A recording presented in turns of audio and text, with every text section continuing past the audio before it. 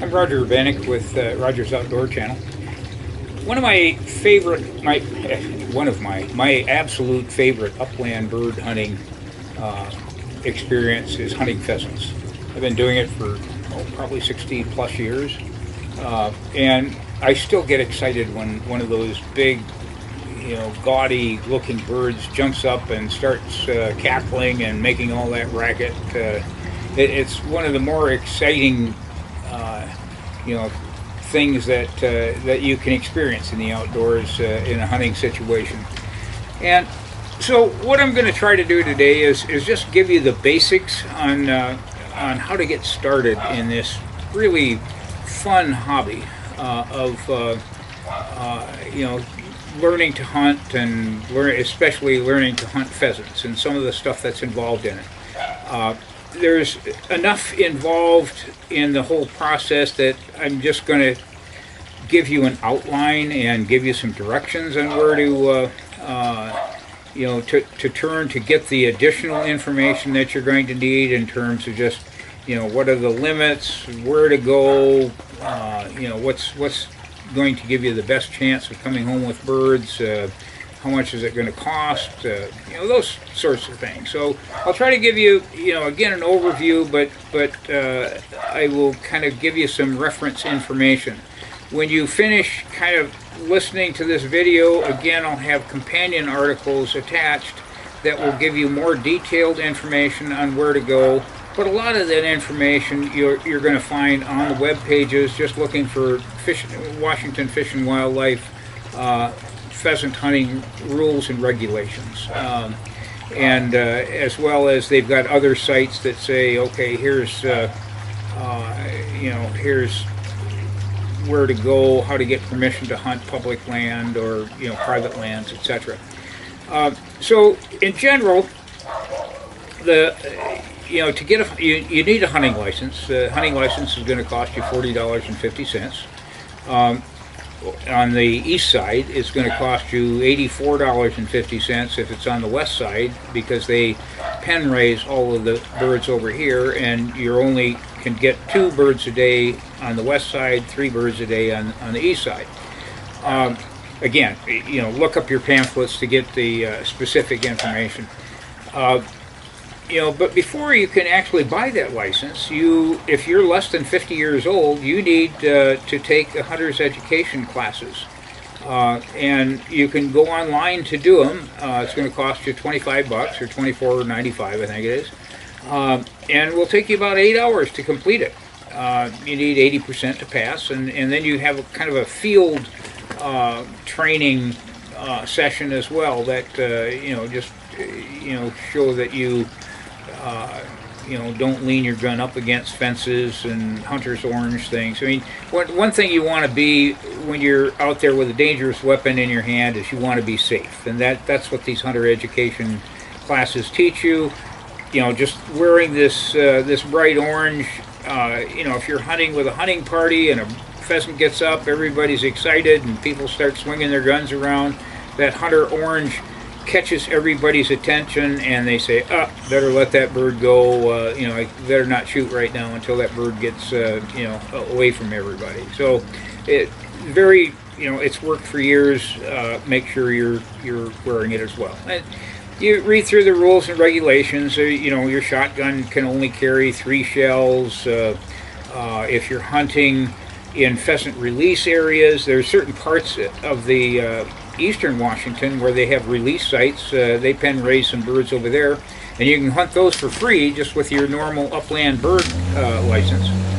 Look up the locations of those. They very good, again, web pages, and you'll have wild birds. Probably 2/3 of the birds that are out there are going to be wild birds, and maybe just a supplement of these pen raised birds to make sure you get something to shoot at. When you hunting season typically in Washington starts maybe mid-October and goes through maybe mid-January. So you're starting in shirt sleeve weather, and you're kind of continuing. You might finish up tracking birds through the snow and the sagebrush. So it's a long season, and you're going to be able to take birds all throughout it. unlike, I talked to an uncle of mine in Michigan. He says the average person there with their hunting license only gets 2 birds a year. Well, we do a heck of a lot better here in Washington, let me tell you. There's quite a few pheasants to shoot at over here, and plus you're going to get quail and chukar and Hungarian partridge and just other incidental things that'll flush up and are legal to shoot in front of you. Some ducks and all that stuff. So getting into the hunting experience, again, if you haven't done it, get yourself some hunter education. What I do, when I go out hunting, I'm going to shoot that pheasant to bring it home to the table. So I actually have, I make sure that if it jumps up close to me, I don't just shoot right away and blow it all apart. I have, I load my gun with a number 8 shot for a close-up shot, a number 6, a number 4 as the bird gets further away. You have to use non-toxic shot and non-lead shot if you're hunting in these pheasant relief areas. Again, a lot of rules and regulations. I can't give it all to you on a short little video, but make sure you read about that stuff in the Fish and Wildlife pages, because you want to be safe out there. You want to do it right. It's a hobby that will give you a lot of satisfaction. If you do it right, and you're proud of your accomplishment. You come home and you say, okay, I got something good to eat tonight, and not just eating the bird. I mean, the bird is going to taste good. I mean, spend some time to look up recipes that look appealing to you on YouTube, etc. But in addition to that, you can use the feathers. They're gorgeous feathers. You can, I've got this hat. We decorate Christmas balls with them. We just a number of things that you can do. Wreaths, is a good place to put them.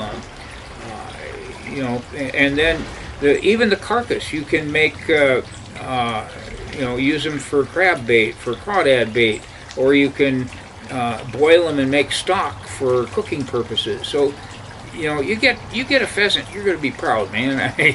You're going to just really enjoy it. You're going to just be on top of the world carrying that thing home with you. So it's a lot of fun. I hope I've given you enough information to get you started and get you out there. There's plenty of public lands. You hunt public lands. If it's private lands, you either need permission, or the Fish and Wildlife has contacted a lot of farmers and said, can people with licenses hunt your land? And farmers have given permission if you register with them. So that if somebody shoots a cow, they know who was hunting that day, and they can kind of hunt you down. So that's the reason for it. It's damage to property, and to know who's out there. But again, it gets you outdoors, gets you a lot of good exercise, and if you come home with something good to eat on top of that, that's great. Most people hunt with a dog. I actually did for a long time, but I have learned that I can hunt without a dog, and I'm actually fairly successful doing that. It's a special techniques. I don't have time to tell you about all of them on this short little video, but maybe I'll make another video sometime and kind of give you the techniques that I use to get birds to flush without a dog, and the pains that I take to make sure that I recover that bird without a dog. I mean, there's a trick in that as well. So, but anyway, that's another day and another topic. For today, just get yourself started to pick yourself up a 12-gauge shotgun, go out there and get some of them birds and have a good time, and it's something that I've had a good time for 60 years, and I hope you do as well.